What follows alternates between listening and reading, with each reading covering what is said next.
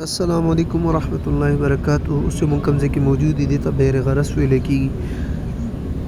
نبی کریم صلی الله علیه وسلم دا کوی ډېر خوښ کړی دی او فرمایلی دي چې دا کوی د جنت د کویانو نه یو کوی دی.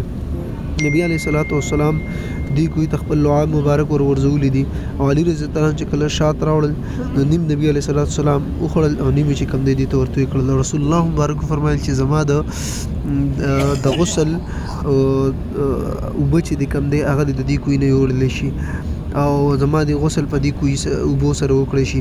سلمان فارسی رضی الله تعالی عنه د فارس نه د فارسو د پلار یو مجوسی او د اور عبادت کو هغه پرېښودو او هغه د حق په تلاش کې د لسو يهوديانو علماو سره رابطه وکړه.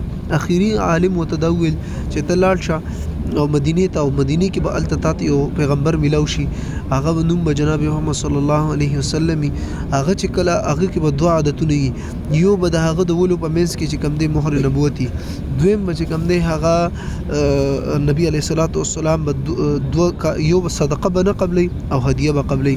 سلمان فارسی رضی الله عنه داسې وکړل یو پیر چې کله هغه ته پته ولګېده چې داسې څوک راغلی دي یو داسې هستی راغلی ده نو د دې هغه رالو او رسول الله مبارک ته هدیه پیش کړه صدقه نو هغه رسول الله مبارک رد کړه او دویم چې کله هدیه وته راوړل هغه رسول الله مبارک په خپل مخ صحابه له ورکړه او به رسول الله مبارک شاته کېدون جبرائیل علیه السلام رالو او وحی وته وکړی شو چې د کس خپل د مهر نبوت او خایا. دا ډیر بهترین کوی دی او د دینه با سلمان فارسی رضی الله تعالی عنہ خپل کوی خپل دغه وبکو باغ. جزاک الله خیر.